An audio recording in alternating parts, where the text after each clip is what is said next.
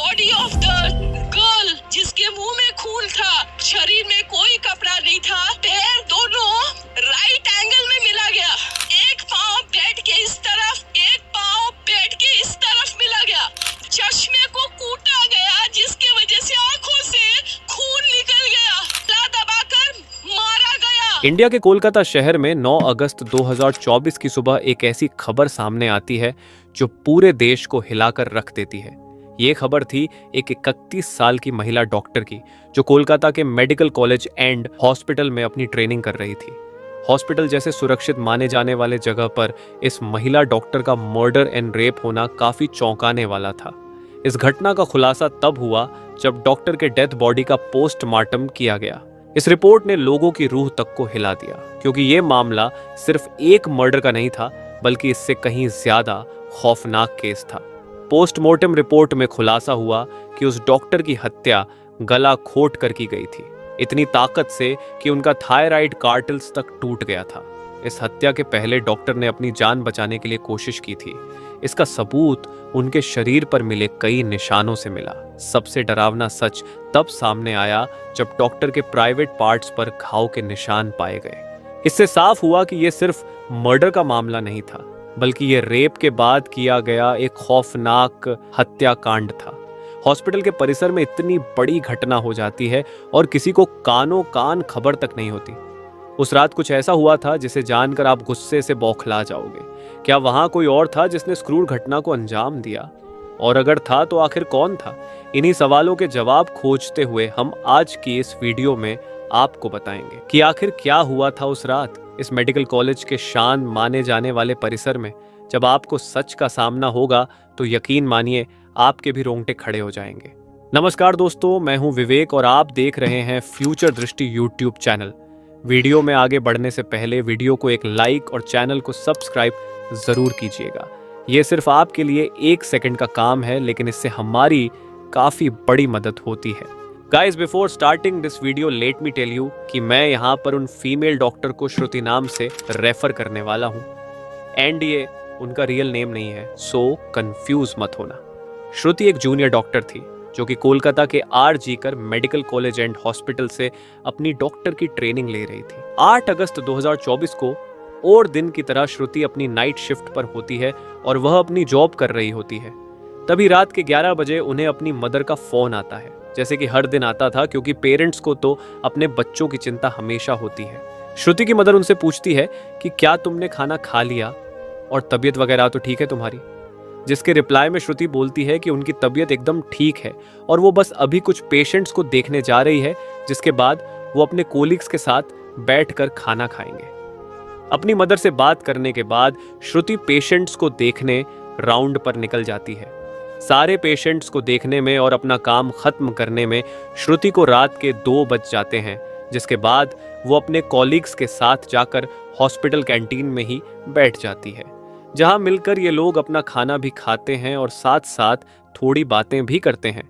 खाना खाते खाते और बात करते हुए रात के 3 बज जाते हैं और इस वक्त श्रुति थोड़ी थकान सी फील कर रही होती है, तो वो अपनी थकान दूर करने के लिए इस हॉस्पिटल के 4th फ्लोर में बने सेमिनार हॉल में जाकर रेस्ट करने लगती है।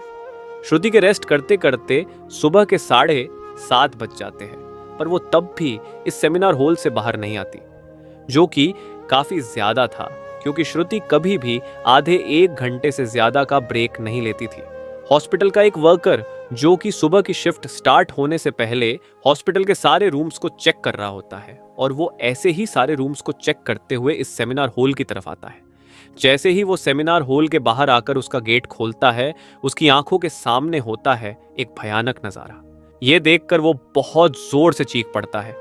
इस वर्कर की चीख सुनकर आसपास के लोग वहां इकट्ठा होने लगते हैं और देखते हैं कि सेमिनार हॉल के अंदर श्रुति की बॉडी बिना कपड़ों के पड़ी हुई है और उसके बॉडी पर कुछ ब्लड के निशान भी हैं। यहाँ खड़े सब लोगों के लिए ये एक ट्रोमा से कम नहीं था, स्पेशल दूसरी फीमेल डॉक्टर्स एंड वर्कर्स के लिए, क्योंकि उन्होंने अपनी आंखों के सामने ऐसा नज़ारा पहली बार देखा था, वो भी हॉस्पिटल परिसर के अंदर। श्रुति की बॉडी को देखकर आसपास खड़े सारे लोग उसे एक स्ट्रेचर पर लेटाते हैं और इमरजेंसी रूम में लेकर जाते हैं ताकि डॉक्टर्स उसकी कुछ हेल्प कर सकें। काफी देर तक डॉक्टर्स के स्ट्रगल करने के बाद भी एट द एंड श्रुति कुछ घंटों के बाद अपना दम तोड़ देती है। हॉस्पिटल में कुछ लोग थे जो कि इस मर्डर एंड रेप केस को एक नॉर्मल केस जैसा दिखाने की कोशिश कर रहे थे, जस्ट बिकॉज कि वो इस हॉस्पिटल का नाम बचा सके। बट जब पोस्टमार्टम रिपोर्ट्स आती है तो सब दूध का दूध और पानी का पानी हो जाता है। इन रिपोर्ट से साफ साफ पता चल जाता है कि श्रुति के साथ किसी ने जबरदस्ती गलत हरकत करने की कोशिश करी, और जब वो इस इंसान से अपने आप को बचाने लगी तो उसने उसका गला घोंट दिया। इवन उसे बहुत बुरी तरीके से मारा भी और फिर उसका रेप भी किया।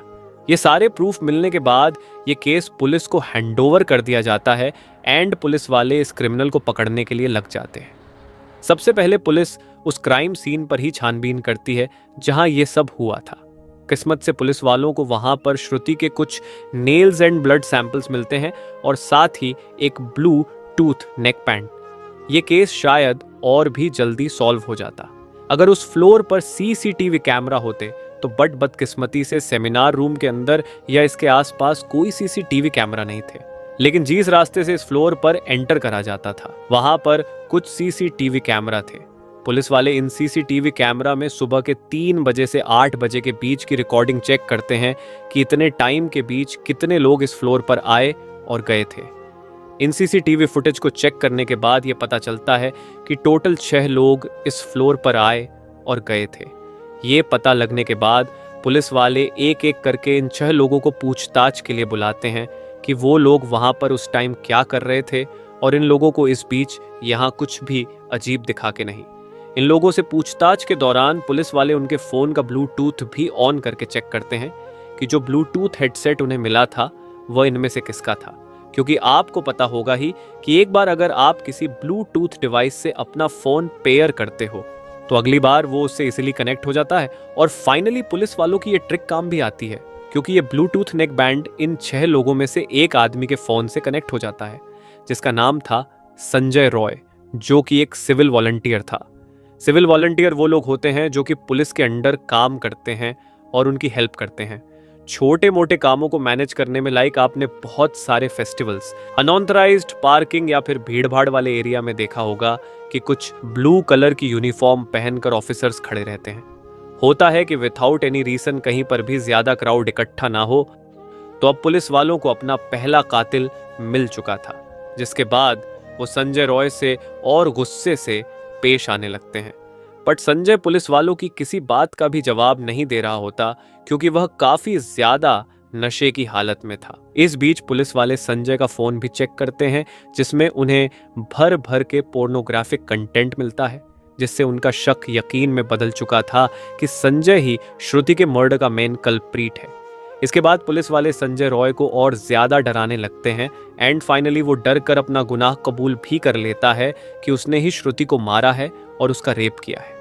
ये पता लगते ही कुछ पुलिस वाले और प्रूफ्स कलेक्ट करने संजय रॉय के घर जाते हैं, जहां पर उन्हें एक शो मिलता है जिसके ऊपर कुछ खून जैसे ही धब्बे थे, तो पुलिस वाले उसका सैंपल कलेक्ट कर लेते हैं। थोड़ी और तलाशी लेने पर पुलिस वालों को संजय के घर के बाहर कुछ कपड़े सूखते हुए दिखते हैं, और ये वही कपड़े थे जो कि उस दिन संजय ने पहने थे, क्योंकि ये सब सीसीटीवी कैमरा में कैप्चर हो गया था, जिससे जाहिर था कि संजय ये प्रूफ मिटाने की भी कोशिश कर रहा था।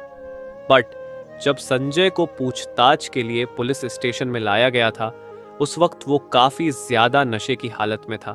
तो क्या वो ये सब बस इसीलिए कर रहा था ताकि उसे कम सजा मिले? जस्ट बिकॉज वो उस वक्त नशे में था। बाद में जब पुलिस वाले उस शो पर लगे ब्लड सैंपल्स को चेक करवाते हैं, तो वो भी श्रुति के ब्लड से मैच हो जाता है, which was a solid proof against him. इन सारी रिपोर्ट्स एंड डिटेल्स को एक साथ कंबाइन करके पुलिस वालों को पता चलता है संजय रॉय काफी ज्यादा नशे की हालत में था और वो रात के 11 बजे हॉस्पिटल में एंटर करता है। संजय अक्सर उस हॉस्पिटल में नाइट शिफ्ट किया करता था, तो उसे यहाँ की काफी अच्छी नॉलेज भी थी कि कहाँ पर कैमरा है और कहाँ पर नहीं। तो वो आराम से इस हॉस्पिटल के 4th फ्लोर पर जाकर बैठ जाता है, क्योंकि वो नहीं चाहता था कि कोई उसे ज्यादा नशे की हालत में देखे, वरना वो अपनी जॉब से हाथ धो सकता था। 4th फ्लोर पर आते ही वो अपना आराम से सो जाता है। जब उसकी आंख खुलती है तब तक सुबह के 3 बज चुके थे। तभी संजय की नजर श्रुति पर पड़ती है, जो कि रेस्ट करने सेमिनार हॉल में जा रही थी। श्रुति को अकेला देखकर संजय के इरादे बिगड़ने लगते हैं। वो पहले काफी देर तक इस फ्लोर के चक्कर लगाने लगता है, ये कंफर्म करने के लिए कि कोई यहाँ पर ज्यादा आ तो नहीं रहा। जब उसे लगता है कि हाँ उसका रास्ता साफ है, तो वो 4 बजे सेमिनार हॉल के अंदर एंटर करता है और फिर वहां से 4:45 पर बाहर आता है। इन 45 मिनट्स तक श्रुति के साथ इस आदमी ने क्या क्या किया होगा और वो कितने पेन से गुजरी होगी, ये सोचकर ही किसी का भी दिल सहम जाएगा। स्पेशल श्रुति के पेरेंट्स, जिन्होंने इतनी उम्मीद से और सैक्रिफाइस करके अपनी बच्ची को डॉक्टर बनने भेजा था, एंड श्रुति अपने पेरेंट्स की अकेली बेटी थी, तो उनके लिए तो ये किसी सदमे से कम नहीं होगा। इस कातिल इंसान के साथ क्या होना चाहिए, आप कमेंट में ज़रूर बताना। अगर आपको इस वीडियो में कुछ जानने को मिला हो तो चैनल को सब्सक्राइब ज़रूर कीजिएगा। तो मिलते हैं नेक्स्ट वीडियो में। जय हिंद, जय भारत।